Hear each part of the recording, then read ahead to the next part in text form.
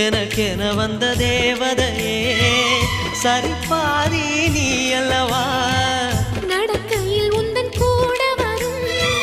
நிழல் போலே நான் அல்லவா கண்ணன் கொண்ட ராதையர ராமன் கொண்ட சீதையர மடி சேர்ந்த பூரதமே மனதில் வீசும் மாருதமே நன்றி சொல்ல உனக்கு வார்த்தை இல்லை எனக்கு நான் தான் மயங்குறேன் என்னுடைய மனச தந்துவிட்ட பிறகும் ஏம்மா கலங்குற